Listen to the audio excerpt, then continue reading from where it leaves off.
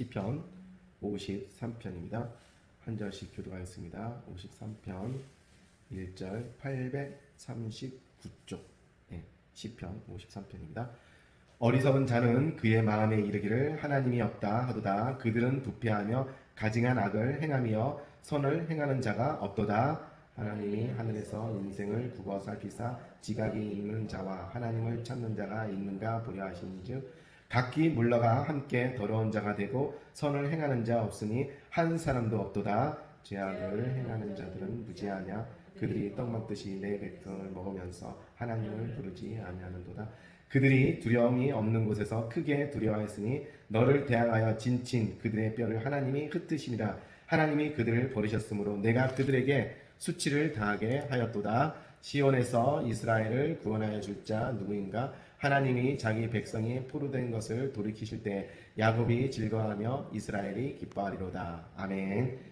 하나님 아버지 은혜와 사랑 감사드립니다. 오늘도 저희 부르시고 택하시고 기도의 용사로서 함께할 수 있는 은혜도 하시고 감사드립니다. 하나님 아버지 우리 함께 속한 모든 권속들 주께서 축복하옵소서. 문설주와 문이방의 예수 그리스도의 보혈로서 어린 양의 피로서 인치게 하시사 악한 자들이 틈타지 않게 하시옵고 그들의 믿음이 흔들리지 않게 하옵시고 그 자리와 터가 모든 것이 기도의 자리가 되게 하옵시고 승리의 자리가 될 수 있도록 오직 주의 날개 속에도 품어주시고 함께하는 오늘 될 수 있도록 주의 인도하시옵소서.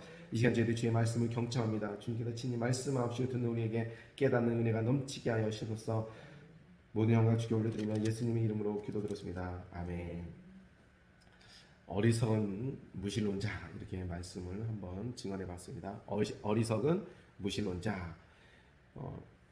이 시편 53편은 다윗이 다 각기 사건이 있을 때마다 이 시를 지은 그런 내용인데 이 시는 아비가일의 남편 나발을 향해서 이렇게 지은 시입니다. 나발이 어떤 장면이 있습니까?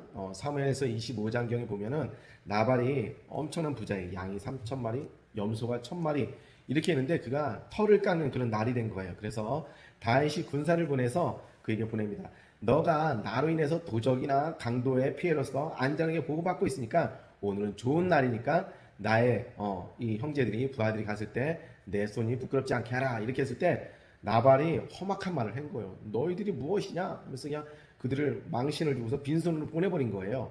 그랬을 때 이제 다윗이 군사를 일으켜갖고서 칼을 차고 나서라 그러면서 갔을 때 이제 아비가일이 지혜롭게 떡을 갖다 만들고 이러면서 다윗을 분함을 풀게 이렇게 하는 그런 순간에 나발이 이 얘기를 듣고 스스로 심장마비에 걸려 죽는 거죠. 그래서 아비가일이 다윗의 아내가 되는 그런 장면입니다. 이랬을 때 다윗이 이 시를 하나님께 지은 겁니다. 1절 어리석은 자는 그의 마음에 이르기를 하나님이 없다 하도다. 그들은 부패하여 가증한 악을 행하며 선을 행하는 자가 없도다. 어리석은 자는 하나님이 없다 이렇게 말을 하는 것이죠. 하나님이 없다. 근데 그들의 마음을 보니 부패하며 가증한 악을 행하고 선을 행하는 자가 없도다. 다윗이 이렇게 쫙 보니까 어리석은 그 사람들은 무엇이 어리석으냐? 첫째가 하나님이 없다. 그런 것이 첫째요. 그 두 번째는 부패하고 세 번째는 가증하고 악을 행하고 선을 행하는 자가 없도다. 이렇게 말씀하는 거죠. 2절은 그에 대해서 또 다른 똑같은 내용인데 해석입니다.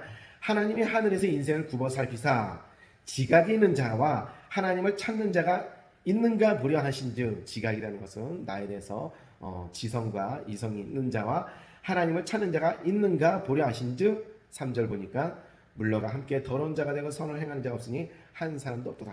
1절에 대한 것이 2절과 3절과 4절이 똑같습니다. 우리 함께 읽어보겠습니다. 시작.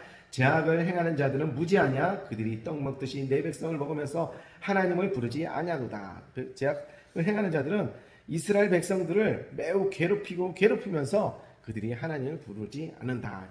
이방인들을 갖다가 때로는 이스라엘 백성을 침략하게 하고 또 그들을 억압하게 하고 노예를 삼게 하고 그렇게 하나님이 허락한 때가 있는데 그들은 그럼에도 불구하고 더 어리석은 무엇이냐면 나를 찾지 아니하는도다. 이렇게 하나님께서 그들을 향해서 책망하고 있다는 그런 사실입니다. 5절은 그들이 두려움 없는 곳에서 크게 두려워했으니 너를 대항할 진친 그들의 뼈를 하나님이 흩으시니라. 이것은 이방 민족을 향해서 이스라엘 백성들에서 침략해 올 때 하나님께서 허락하지 않으면 그 모든 것이 허사가 되게 한다는 거예요. 그 다윗과 골리앗을 보면은 골리앗이 절대 질 수 없는 싸움이잖아요. 골리앗은 2m 70이나 80 정도 되고 다윗은 어린 소년이란 말이에요. 그런데도 불구하고 하나님께서 물맷돌을 갖다 던져서 골리앗의 이마에 박히게 함을 통해서 골리앗이 쓰러지게 하고 무너지게 하는 것이죠. 아수르가 전쟁을 했을 때 히스기야를 침략했을 때 10만 명이 왔어요. 10만 명. 10만 명이 왔을 때 그들은 절대로 그 예루살렘을 공략했을 때 못 이길 이유가 하나도 없거든요. 그런데도 하나님께서 허락하지 않으니까 그들이 다 없이 하고 도망가게 하고 그들의 그 진치뼈를 하나님께서 흩으셨다. 이렇게 말씀하고 있다는 것이죠. 아무리 골리앗이 오고 아수르군대 뭐 10만 명이 오고 그런다 할지라도 하나님이 허락하지 않는다면은 이방인들은 결코 이스라엘을 이렇게 침략할 수 없다는 건 사실입니다. 그래서 6절이 시온에서 이스라엘 구원할 자 누구인가?